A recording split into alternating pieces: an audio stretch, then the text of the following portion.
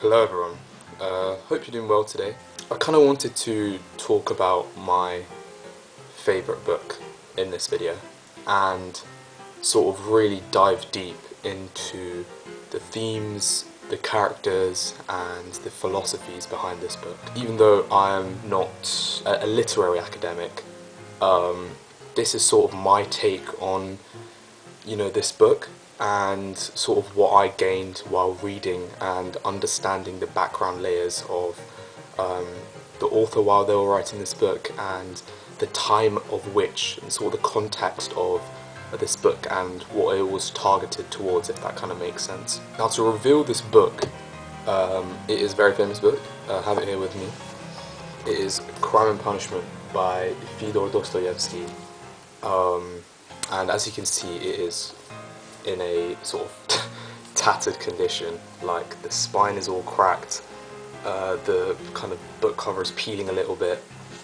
I mean, I've tried to read this multiple times, and it was only a couple months ago that I picked it up for like the third or fourth time when I kind of stuck with it, and this is what really got me into reading. But after I finished this book, I kind of really wanted to learn more about the characters, the philosophies and the context, and sort of why like Dostoyevsky even wrote this book in the first place and who this was targeted towards. And after doing my research, I kind of wanted to share my thoughts. Now, to give a quick summary of this book, it follows our main character, Raskolnikov, who lives in the sort of slums of St. Petersburg, Russia, and he's essentially this law student dropout who basically, his mum and his sister's ambitions completely rely on him, and under this immense pressure of that his mum and sister put on him, as well as the pressure and the sort of mental turmoil he's in as he's sort of this recluse, he commits this heinous crime.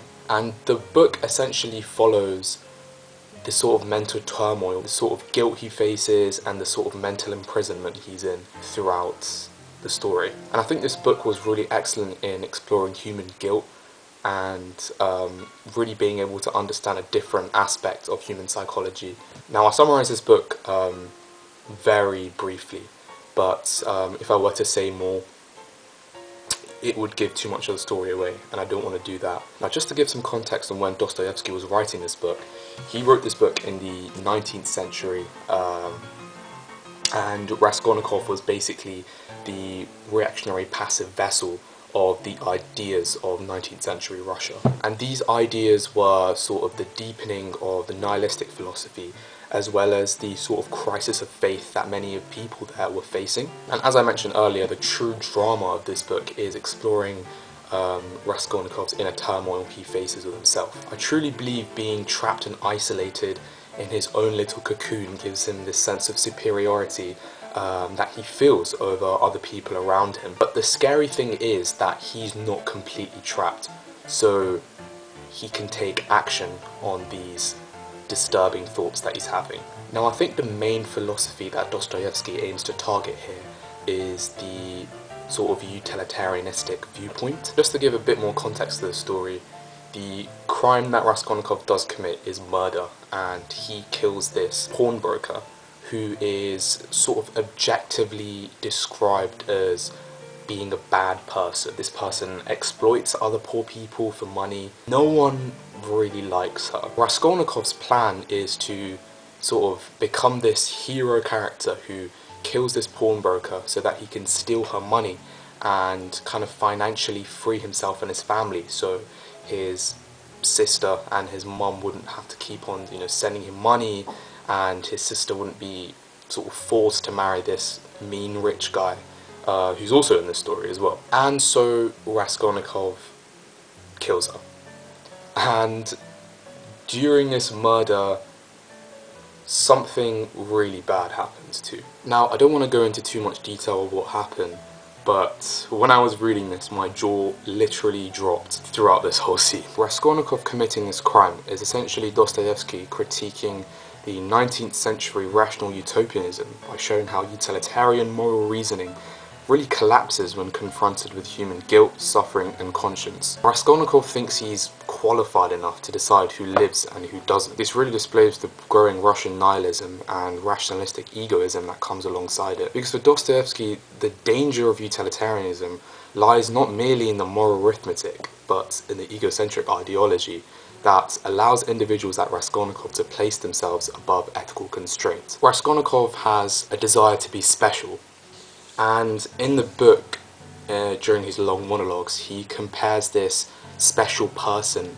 to Napoleon, and he wants to see if he's capable enough to be one of these special people. This whole crime is a sort of sadistic test that he runs to see if he's one of these special people. Kind of like Nietzsche's Übermensch, but after committing the crime, he realized that the test failed, the utilitarian argument doesn't work, and he's not as special as he thought he was. And one thing I really loved about the book is how this mental and physical distress was so beautifully written by Dostoyevsky. Reflecting on this book, it really made me realize that Raskolnikov's utilitarian reasoning was not really genuine, but rather his intention was this sort of ego-driven, fantastical test he tries. This is because he's constantly rationalizing his behavior for a moral set of values he barely believed in. His whole story was never really facing honesty in reality, but constantly rationalizing his behavior and making this elaborate story for it. This bit is a bit of a spoiler,